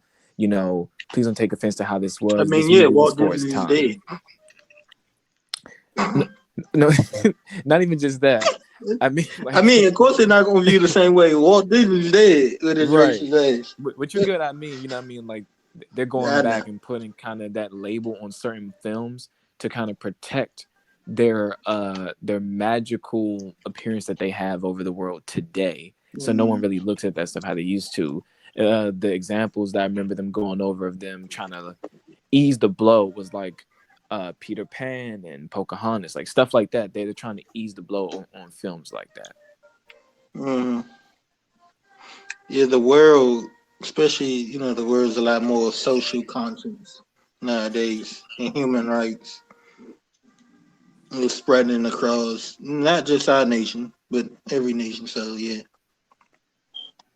So you telling me the problem they have with the police is you probably getting your ass beat half to death for littering when you ain't supposed to. Okay. Exactly. Yeah, the thing about Hong Kong is Hong Kong's more lenient than other parts of China. So not only if you get arrested, you're not going to be served under Hong Kong. They'll probably put you in other parts of China where basically where their prison rates the lockup shit is like 100%, some shit like that. So there's some shit you might get away with in Hong Kong. If they put you in some other part of China, you're not going to get away with it, and they're going to throw the book at you, basically. That's the slippery slope they was talking about. Okay. Exactly. A lot of What place it was when that dude went overseas and he messed up one of the pitches and they sent him to jail and they sent him back home? What country was that? Do anybody remember? Messed up one of the what? The pictures? Yeah, it was a picture on a wall. A white dude, he was visiting the country. painting. Yeah, a painting. A Was it a painting. painting? Yeah. I think that was Korea. All right. I Hmm. think. I'm not sure. I don't think I heard this story. Yeah, he put graffiti on one of the pictures or painting, and they sent him to life for prison. I mean, they gave him life in prison, but they sent him home, and he was completely paralyzed from the waist down, and he couldn't talk. Oh, he vandalized the portrait. Oh shit. I thought he Yeah, tried to Oh, they don't steal play it. that Oh shit. no. Yeah. Yeah, they don't play that shit. Mm-mm. yeah. Mm-mm. The fact that LaMelo Ball got back to the United States is still something. I was thinking, for some reason, I'm thinking LaMelo Ball, but I know that wasn't it. No, yeah, Didn't I one of the Ball brothers get in trouble overseas though? Yeah, in China. LaMelo. yeah, I And then thought he Donald was Trump going to like rescued die. him. Was it Yeah, I thought he was LaMelo? going to die No, regardless. LeAngelo. I'm I sorry. It's LeAngelo. That's his name. They all the same to me. I know you're talking about though. Yeah, they all I the same. thought that he was not gonna make it back. I I thought thought he they were gonna wasn't kill either. him. Yeah, I thought they were gonna kill him. But, note to self: anybody goes overseas, just remember you're not in America no more. Don't do no dumb shit. Like, Jake Paul. yeah, don't do no Jake Paul dumb shit. We don't. Don't do no like. I know anytime when we had to visit countries, especially Dubai, they had to sit us down and they had to literally tell us not to. There are things that you do not do, or you get locked up. And if you get locked up, we're not coming to get you. I had to have that talk, and I'm glad they gave us that talk because I don't. Even though I I wasn't gonna act a fool anyway. I know there's probably gonna be things that I will probably do that is not that is probably disrespectful in another country, and I'm not, and I don't know. Just so I'm glad they did give us that talk. But yeah, anybody that wants to visit that, just remember you're not an American no more, so you're not gonna get away with some shit. Mm-hmm. Any last words on this before we move on to our next topic? Nope. Mm-mm. Listen, listen, Xavier. I had a topic just for him. He was asking me. He ain't here. Yeah. Save Yeah, it. yeah. I'm not gonna do it.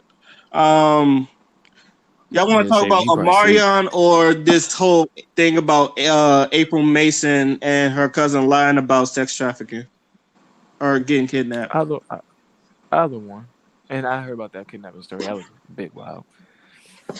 Which one, Mark? Uh, Either one. I mean, we skipped over Omarion for a Hong Kong Disney thing. So let's do Omarion then, since it was up next. All right, Omarion's back on tour again. This time with the likes of Bow Wow, Soldier Boy, Lloyd. But who isn't going is the rest of B2K. And the best part is this was done on Lil Fizz's birthday.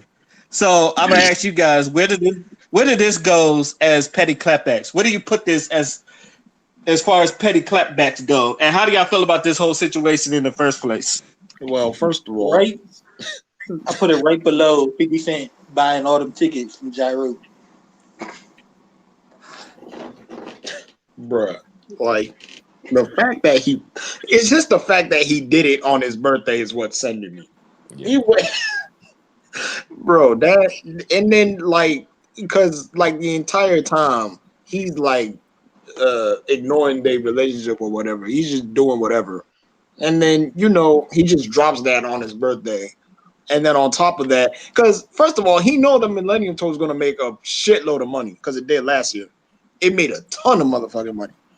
So, He's Mm-hmm. actually going to not to cut you off, but he's actually going to make $4 more million than he was if B2K was on there.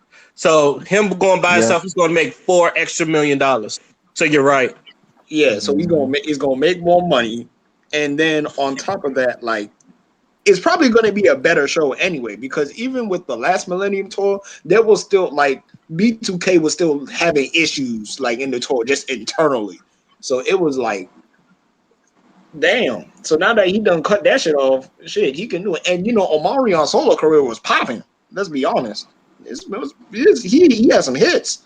So the fact that he can just do that, it's just, bro. Omarion basically doing what he did back then when B2K broke up. He did his own shit, got super successful, and now the rest, and now, Lil Fizz is caught, with nothing. Except this time, he got his boy's ex or whatever, a woman he has 2 children by, and oh, this is the love of my life and everything, capping for social media as usual. And then Omarion's like, I'm just gonna stay quiet. I'm gonna catch your ass, and that's exactly what happened. And Lil Fizz trying to save face, trying to do the little smiling thing. Hey, I don't care with my baby. Nah, you care, nigga. You care. Don't cap. He got your I ass. seen I read an article about Ashanti might be on the tour. I think she was Yeah, I confirmed. heard about that. Yeah. She Yeah, But the was. she article was confirmed. funny. That person was whoever wrote that article was being really petty about it because he was using song titles in the jump. And I think the line that caught me was after B2K was bumped off the tour. I died. Bump That's right super off the tour. creative. But he was on DJ Vlad, and the way Omarion had it on DJ Vlad was funny too. Oh, I have no problem with it. You know what I'm saying? They just got to change the narrative. Don't make it about me so much. But there's no hate. If they truly happy, they need to change the narrative. So on tour, it's Ashanti, Bow Wow, Lloyd, Omarion, Pretty Ricky, Sammy, Soldier Boy, and the Yin Yang Twins. Sammy, Mm. Sammy. But what song? Sammy has some hits. Don't front Yeah, on Sammy. Sammy. Sammy No, has no, some no. Yeah, good I'm hits. not. Sammy. Yeah, cause Sammy he dropped an album. He dropped an album this year and last year. It was alright. No, no, no. That ain't my problem. I just don't remember his hits. I know he had hits. I just can't remember the big hit. I like the way you The look at Ying me. Twins. Yeah. We Shit. make Yin music to Yang get Twins you started this crunk. whole We don't street make. club rap, in my opinion. The whole twerking, like anytime any twerking song, I feel like they owe it to the Yin Yang Twins. They make songs to get you crunk. That crunk songs were songs that get Uh, crunk. but as far as like where do I put this among a lot of petty clapbacks? I don't know because a lot of them pertain 50 Cent. Yeah. Yo, yeah. Like anytime when I think of like petty clapbacks, it's like 50 Cent is like most of my top five. I Like think the him bringing Rick Ross's baby mama on his own website and then buying her shit, and then she telling people that Rick Ross was broke. The 50 Cent and Ja Rule shit. Obviously, Phil talked about. And Mia Wallace's favorite, the whole Floyd Mayweather can't read shit. And Oh, yeah. don't forget about the YouTube series when he was wearing the little S curl wig and shit. Pimpin' Curly, Bro. yes, he made money off of that. And He not only definitely that, did. he made Rick Ross's other baby. He narrated over a porno of Rick Ross's other baby mother. Bro, I love Like 50, but I'm surprised I he's saw not that, by the dead. way. I did too. It was whack, but it was just funny Yeah, as it's hell. funny. 50 I made it love funny. 50, but I'm just surprised he's not dead. Like I'm he surprised been he's doing not Well, he dead showed us either. why he was shot petty as 9 times. That's what I'm saying. When I think of top petty collab emos, because the thing is, I was never a huge fan of B2K. I just liked Omarion. Um, and I really liked him and Bow Wow when they did their whole dynamic duo, especially with their the jump off series, the 2-parter and whatnot, and their little tour that they had. I really liked them two together. I was never really like a big B2K fan. I just liked Omarion by himself. So him being petty towards them is better for me. So it means I'm definitely gonna be more interested in what he's doing because I didn't really care for them as a group. Uh, but as far as top petty collab modes, this is definitely up there. Um, but I don't know where I would put it because, like Ray said, when I think about petty collab modes, I think about 50 Cent, but I also think about Michael Jackson, Prince. They were extremely petty. Oh, the Michael Jackson, Prince, James Brown one Very, too. yeah, they were very petty. Like Michael was so petty, he was petty to Jermaine, and that's his own brother. Like petty boots. So like, and Prince was petty towards Whitney Houston, and they were damn near best friends. Like, so the fact that Omarion was petty towards a group of people that he already been shaky with for years, ever since that fallout. I don't know how they didn't see it coming. On the birthday, that was what made it better, no doubt about it. So I gotta put it up there, especially for that birthday. But I'm glad he going by himself anyway. That's my take on it. Dang, because I was thinking about the Michael Jackson, Prince, and James Brown one because everybody said Michael, like, he still has that video of him showing up Prince. Yeah, like and he shows it to people. Michael was so petty. He has that video that he showed of him going to James Brown and introducing Prince, but he also has the whole clip where Prince guitar stopped working and all that, and he nearly fell off stage. Like Michael got the whole thing. He had the whole thing in his house. And he would get people to come to his private theater in his home. They heat up a bucket of popcorn and laugh at Prince. That's the most pettiest shit. Like you would never hear him. You wouldn't hear about it. But the fact that shit came to light later on, you was like, "Yo, Michael dedicated an entire day to being petty." Like, come on now. Like he had moments where him and Jermaine was beefing, and he accepted his Grammy. He said, "I want to thank all of my brothers, yeah, including Jermaine." I'm just like, "Yo, what?" Like,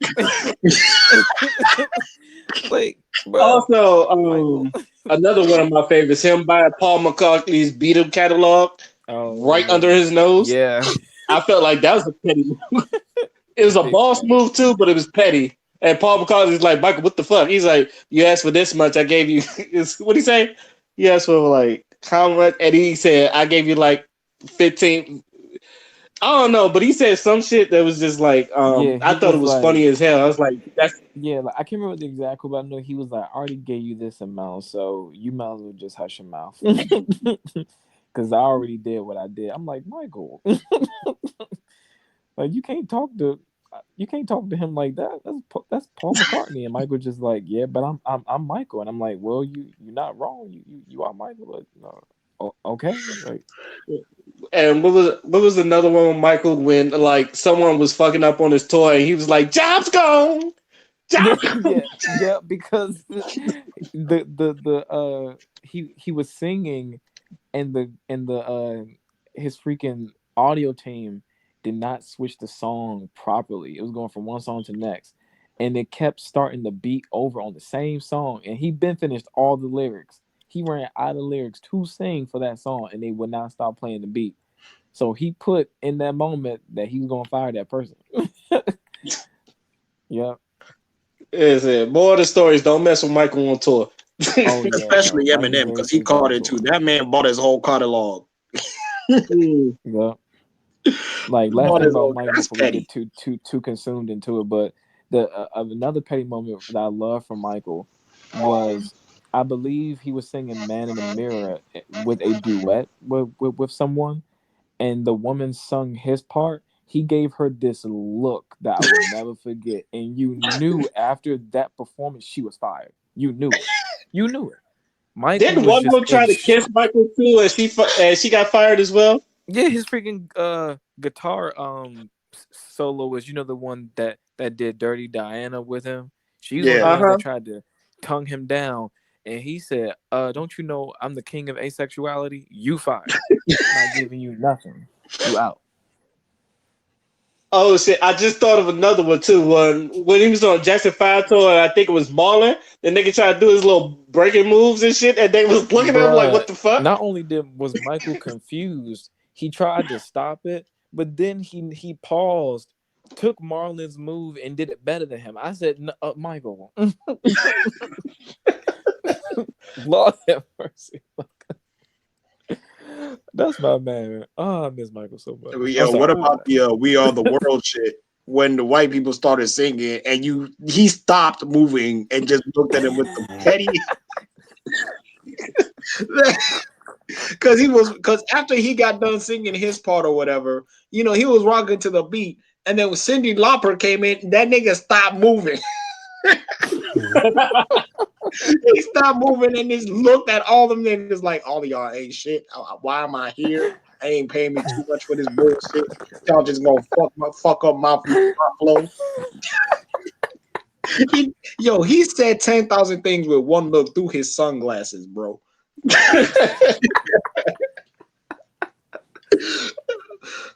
Oh my god. So if I had to make an unofficial list, is Michael Jackson anything Michael Jackson ever did, because he's the king of pop and the king of petty. 50's right under him. And I don't know. I've always said this: Flavor Flav bringing New York back just to not pick her again. I think that's it's between that one and Amaria. That's just my unofficial list. I don't know about y'all. I'm putting Stevie J and Omarion right next to each other. Yo, DJ is petty. Stevie J is petty. And then somewhere in the bottom is Lucius Lyon and his whole empire to it. I don't know, Ray. That nigga threw his whole child in the trash. I ain't never. Hey, yo, I still. It's okay. This is fucked up. In real life, this is fucked up. You really should laugh at it. When I first saw that, I bust out laughing. I busted out laughing, and then like the other time when he kissed Alicia Keys and he saw it, he go, "She fixed you."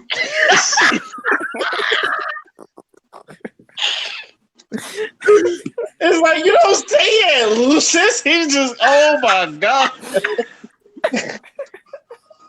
Yeah, that's got to be one of the funniest moments I've ever seen. She fixed you. Is that really what you going?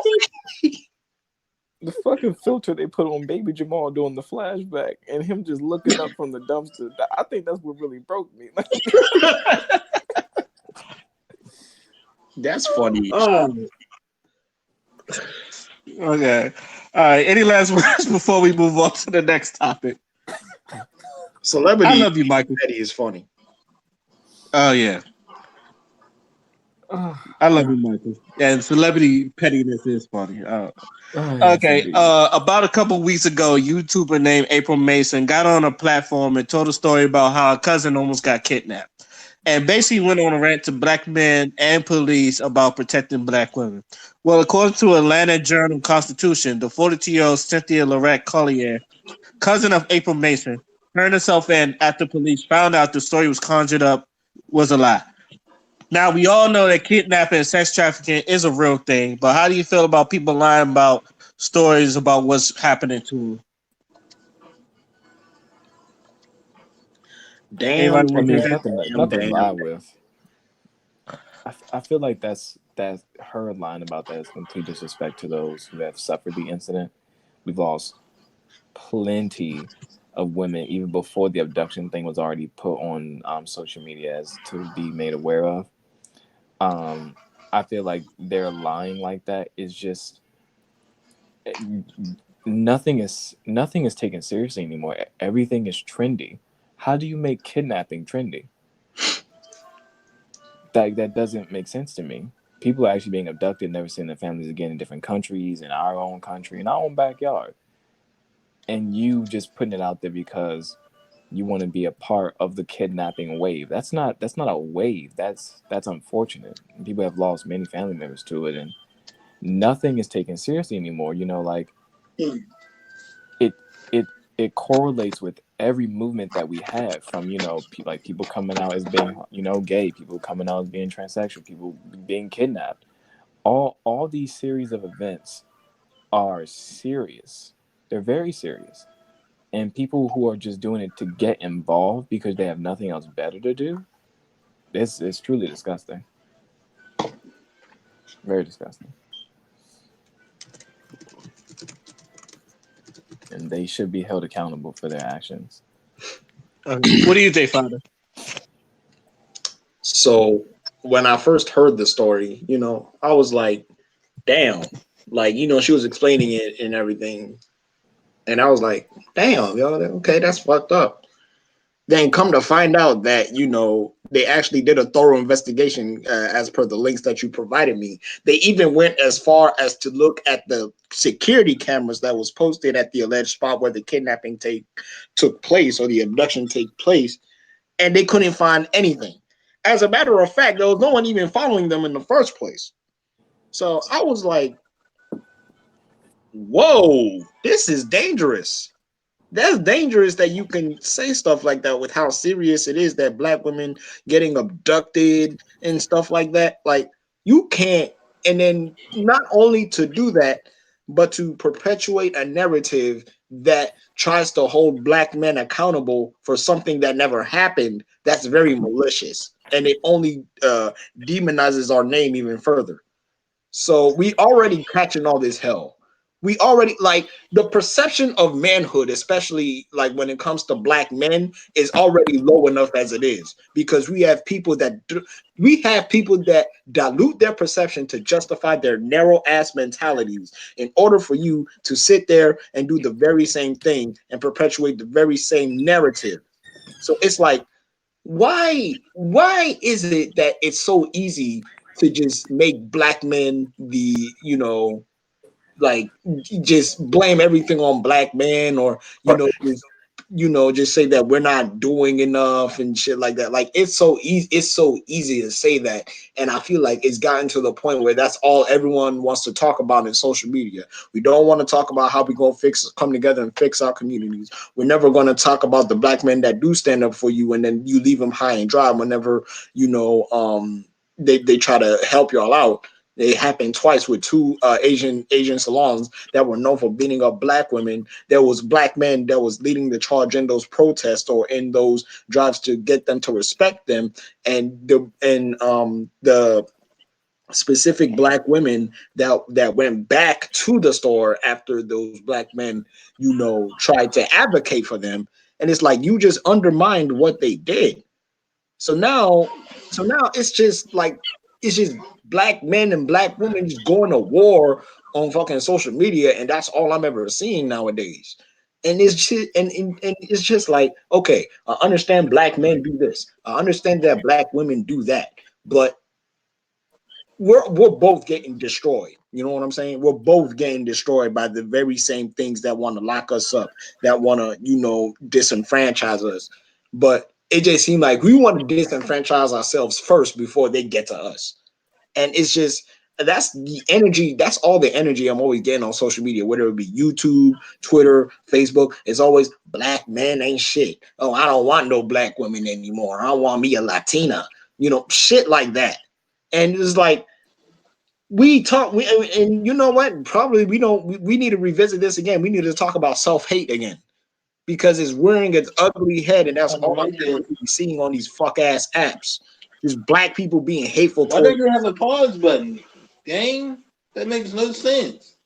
What? Hello? Continue your point, Father. Hey, Anyway, that wasn't me this time. yeah, nah, you good. But anyway, that threw me off. It's just these narratives, they just need to, like, they don't need to stop, because of course we need to discuss it, because black women and black men, they both do fuck shit. Let's just keep it a buck. But let's just not forget that the love is always there. Black men, we need black women. Black women, they need black men. There's no way around it. If we don't have black women, we gonna die. If black women don't have black men, they gonna die. It's been proven time and time and time and time and time again. But it just seems like we want to separate from each other, and we'll be good when we separate from y'all. Or when a black woman is speaking her mind about her experience, there's niggas that won't shut the fuck up so they can let her talk.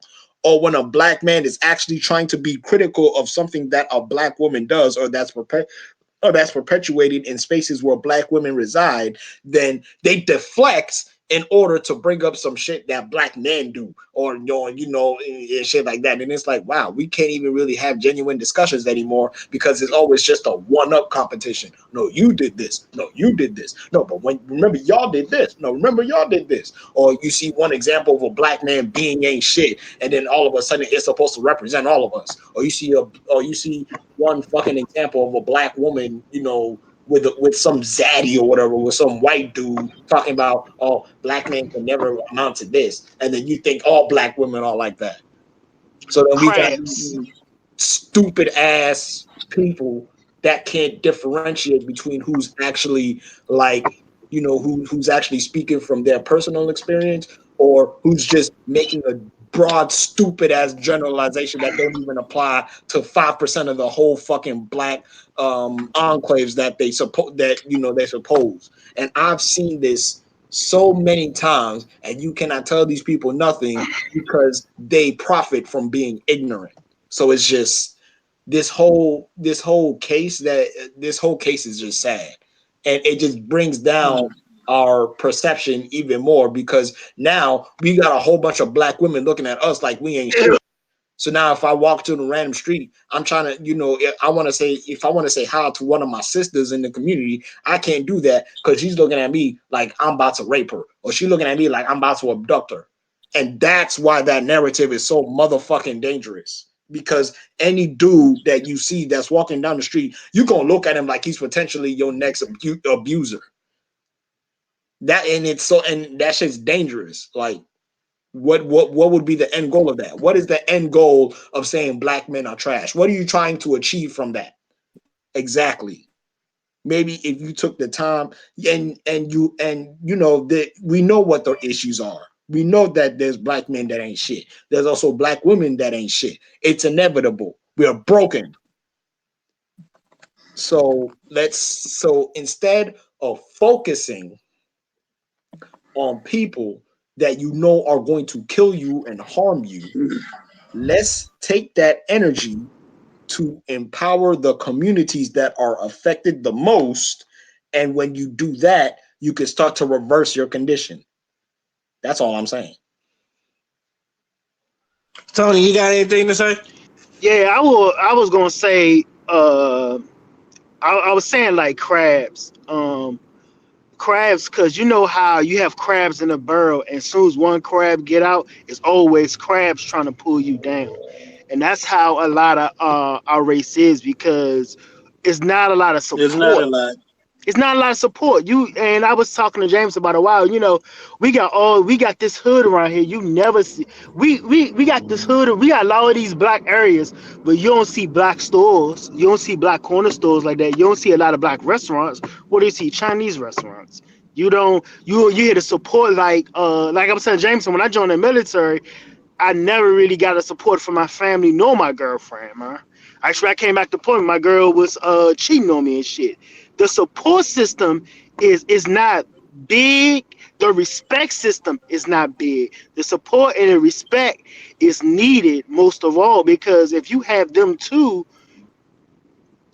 a lot of things will be better in our community with the respect and the support. And like you were saying, like if you walk around, you try and talk to one of your black sisters, and she feel like she about to rape you, it could go another way. It's a black female, you could say hi, they'll curse you out saying good morning. You could say good morning to a girl. Who the fuck is you? I don't know you. Or you ain't dressed a certain type of way, or you ain't dressed like you got money. You don't get that respect from a female. And that's hard, because it's weird, because if you say that to a female, right? Female that you don't like, you feel like you can't say hi or even approach to say hi to them. I'm done. So, you done. Hmm.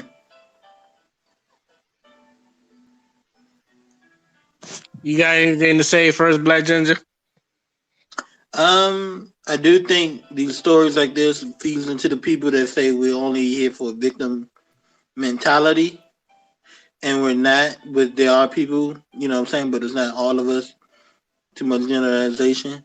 To go with what Wallace said, there are too many of the arguments of fighting each other at times, and pointing the finger. And I see a lot of people who think we don't, either side don't want to take accountability, but you know, your perspective is your reality, and that's probably what they see, but it's not true. And to to along what Twan said, there black people don't. It's not a lot. It's a small minority that holds each other back, and it just seems like a lot because that's the minority is always the biggest focus. I see a lot, but like I said, your perspective is your reality. In my reality, I see a lot of black people lifting each other up. Not saying there ain't none holding each other back, because there's always two sides to a coin. Um, and she probably made up the story hoping they get more light on over the 60,000, what is it, like 6,000 plus or 60,000, something ridiculous number of the black women missing and people missing in our country alone. Now, she shouldn't have made up a story. That was totally uncalled for. But as the father said once again, we got to figure ways to come together. But there's so many things that does divide us from where you're from to your mindset, what you believe in. We got the Hoteps over here, or the Black Israelites, and some of them are missing. Like I said, with any movement or anything, there's always gonna be somebody who goes in there and take it the wrong way. We got, like here, those who are Christian, Muslim, we all just divided with so many things. But that's bound to happen when you have a melting pot of people. But we do need to figure a way to come together, and we got to stop perpetrating these narratives, such as we hold each other, that we only trying to get each other stuff. Because when we start perpetrating our own stereotypes against each other, they become reality. And that's something we have to fight and stop doing ourselves. I don't immediately, a lot of us feed into it by going, oh, these black people don't really want nothing. They're just trying to use it. In cases, it's not even like that. It's so much. I mean, yeah. I don't even think I'd be rambling on for another hour or so, probably. This is what I'm going to say about the situation. Don't fake the funk. There, like everybody that said, there are plenty of stories of women actually getting trapped.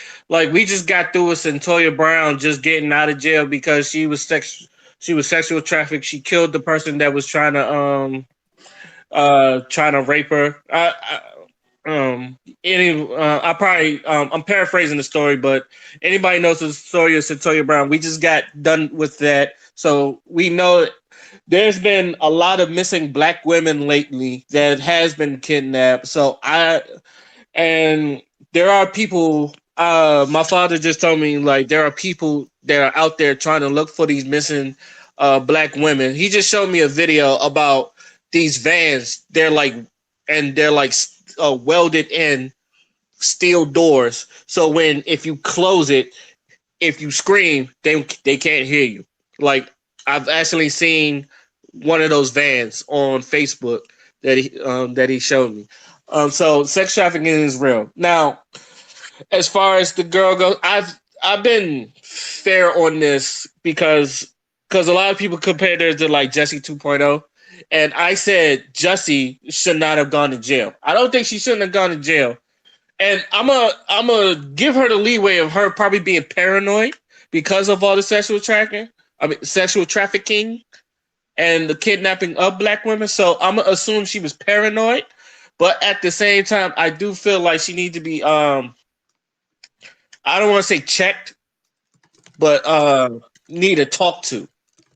Like, if you're gonna really do that, you gotta really make sure. I can understand you being paranoid, but you gotta really make sure your story is valid. And I do feel like the person, April Mason, she probably should have like double checked and triple checked her story before she tells it. I can understand that's your cousin, you want to believe your cousin and all the other stuff, but it kind of makes her look bad too because you're like not only you're ranting on black because you're ranting on black men doing something. I'm pretty sure like there are black men that really wants to like I said this, I guarantee you there are black men that want to protect black women and like want to prevent all this kidnapping and all that stuff. But since we can't be fucking Batman, we only can do as far as what the law can let us do.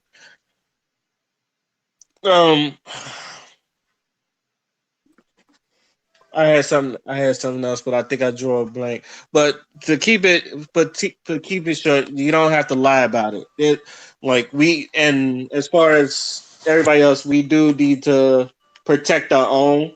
And I know there are some there like I've been looking at some YouTubers like there are a couple men that says like if I don't know there are a couple men that says if I don't know you I'm not going to protect you.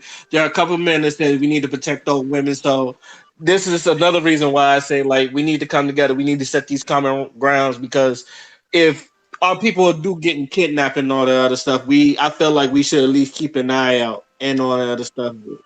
Um, but as far as like protecting one's bases, I do feel like we should at least like I said, keep an eye out. So anybody else got it before I start rambling?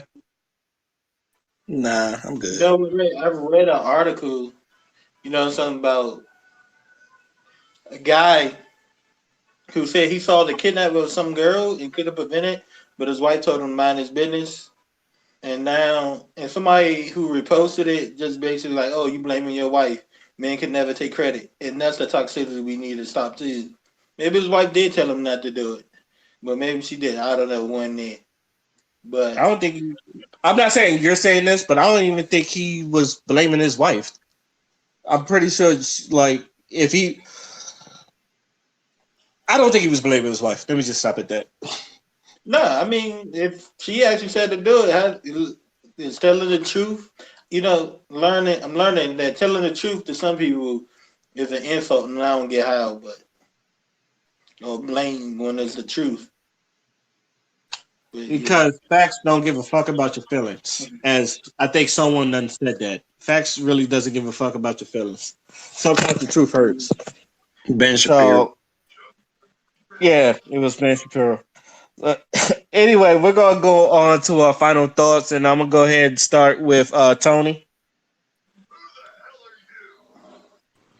Hey, I was gonna say a few things. I was like, the music that was playing in the background when somebody was talking remind me of Sunday service or something. Like somebody oh wanted to shit. tell because because the music was playing in the background and you was talking. It was just like, yo, if you say, do you want to commit yourself to Jesus Christ? Yeah, I was gonna be like, yo, I was gonna say something, but I was just saying that. Also, y'all ain't watch Watchmen. It's real good. Got 2 episodes left, and me and my wife, we are looking at it faithfully. Um, Everybody enjoy your weekend. I hope everybody had a good holiday. If you got leftovers, throw them away because they probably bad right now. That's it. First Black Ginger, I ain't got nothing today. father. Um, I'm doing a 30-day yoga challenge, and I'm on what day 5 now. So it's been going pretty good. I already feel I've been doing it for like 5 days, but I already kind of like feel the changes. Definitely positive.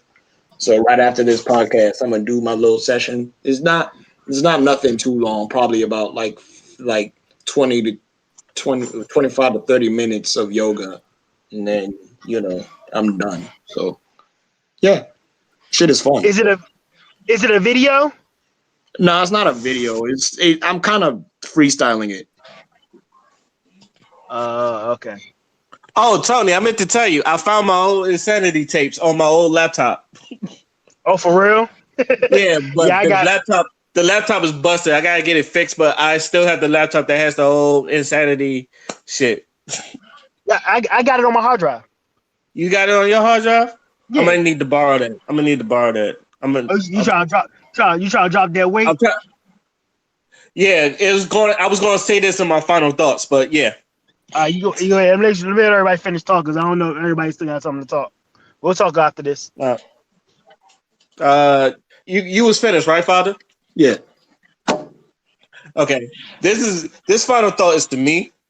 I just found out that Gabrielle Bay lost 100 pounds, so I have no excuse. I need to hit the gym. I don't want to be like the New Year, new me, and like go be in the gym for 3 months and all that stuff, and then stop. But I'm gonna actually try to like drop at least try to get down to at least 200 pounds because I feel like I felt the best when I was at like 200 pounds. So that's for me. Also, one more thing, we didn't really talk about it, but I want people to make sure when you take a story, you really, really fact check it. Because when I heard that Billy D. Williams was gender fluid, for some reason I didn't believe it. and I feel like he was probably misinterpreted. And only reason I say this because this is probably one of the smoothest black men I have ever known, and I'm pretty sure, like him saying he was gender fluid, I knew it was something skeptical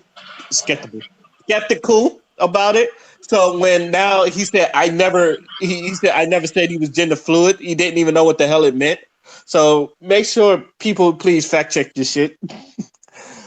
And that's all I got to say about that. I would like to thank the panel for coming in today for another great podcast. I would like to thank the viewers for listening and hear us talk our shit again. Until then, this is you know what. Let me just say podcast, and I'm signing out. Peace. Peace.